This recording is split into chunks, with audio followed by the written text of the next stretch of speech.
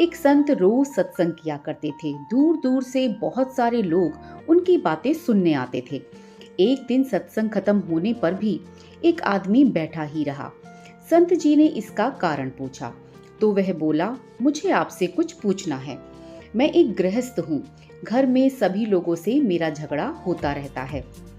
मैं जानना चाहता हूँ कि मेरे यहाँ गृह कलेश क्यों होता है और वह कैसे दूर हो सकता है। संत जी थोड़ी देर चुप रहे। फिर उन्होंने अपनी पत्नी से कहा, लालटेन जलाकर लाओ। संत जी की पत्नी लालटेन जलाकर ले आई। वह आदमी हैरान होकर देखता रहा। सोचने लगा, इतनी दोपहर में संत जी ने लालटेन क्यों मंगाई। थोड़ी देर बाद संत जी बोले, कुछ मीठा दे जाना। इस बार उनकी पत्नी मीठे के बजाय नमकीन देकर चली गई। उस आदमी ने सोचा, ये तो शायद पागलों का घर है। मीठा के बदले नमकीन और दिन में लालटेन। वह बोला, महाराज जी मैं चलता हूँ। संत जी ने पूछा, आपको अपनी समस्या का समाधान मिला या अभी कुछ और संशय बाकी है। वह व्यक्ति बोला, मेरी समझ में कुछ नहीं आया। आप क्या दर्शाना चाहते हैं। संत जी मुस्कुराने लगे। संत जी ने कहा, जैसे मैंने लालटेन मंगवाई तो मेरी पत्नी कह सकती थी कि क्या तुम सठिया गए हो, इतनी दोपहर में लालटेन की क्या जरूरत। लेकिन नहीं, उसने सोचा कि जरूर किसी काम के लिए लालटेन मंगवाई होगी। और जब मैंने मीठा मंगवाया तो वो नमकीन देकर चली गई। तब मैंने सोचा, हो सकता है घर में कोई मीठी वस्तु ना हो। यह सोचकर मैं भी चुप रहा। इसमें कैसा लड़ाई झगड़ा। जबकि अगर यही स्थिति एक आम इंसान के साथ बनी होती तो शायद दोनों पति पत्नी एक दूसरे को कोसने लगते और बुरा भला कहते, क्योंकि अक्सर लोगों के बीच में ऐसी ही छोटी छोटी बातों को लेकर लड़ाई झगड़े हो जाते हैं।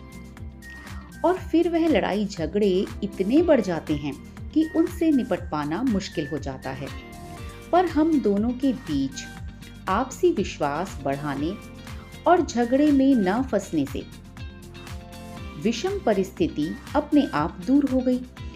हम अक्सर दूसरों को दिखाने के चक्कर में और समाज में अपनी प्रतिष्ठा बनाने के चक्कर में अपने ही करीबी लोगों और परिवार के लोगों या पति पत्नी एक दूसरे की बेइज्जती करने लगते हैं। बुरे बुरे शब्द बोलने लग जाते हैं, उन्हें नीचा दिखाते हैं।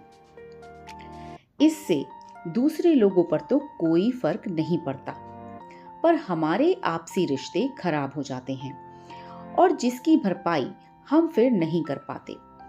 दूसरे लोग तो इस घटना को शायद 1-2 दिन के बाद भूल जाएंगे, लेकिन जो दरार हमने अपने आपसी रिश्तों में डाल ली, जिसकी बुनियाद पर हमारा परिवार टिका हुआ था, उसे हमने कहीं ना कहीं अनजाने में हिला दिया।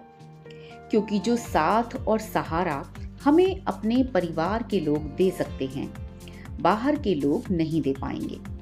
इसलिए अपने रिश्तों को हमेशा मधुर रखना चाहिए, परिस्थिति चाहे जैसी भी हो।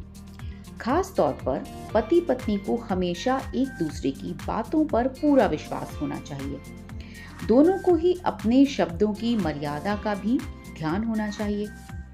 खास तौर पर दूसरों के सामने यदि एक से कोई गलती हो जाए तो दूसरे को उसे ढकने का प्रयास करना चाहिए, ना कि उसे उजागर करे।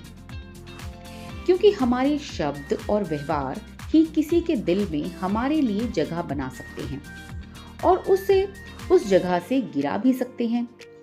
आपसी मनमुटाव और अमर्यादित शब्द हमारे रिश्तों को पूरी तरह से खराब करके रख देते हैं। उस आदमी को बड़ी हैरानी हुई।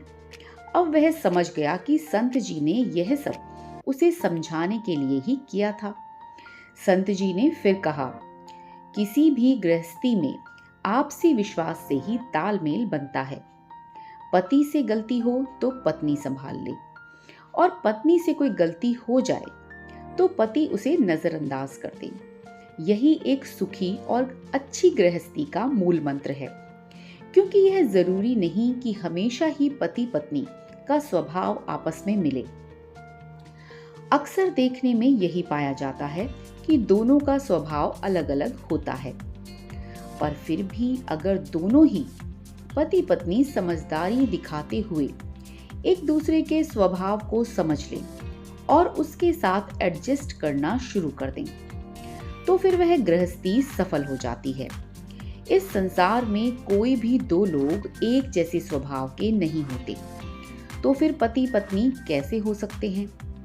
घर में यदि शांति रहती है तो घर में बरकत भी होती है, भक्ति करने में मन भी लगता है और भक्ति से ही मोक्ष होता है। मानव जीवन बड़ा ही दुर्लभ है, ये हमें बार बार नहीं मिलता। यदि घर के क्लेश में इस मानव जीवन को बर्बाद कर दिया तो निश्चित ही हम इस मानव जीवन को व्यर्थ कर देंगे।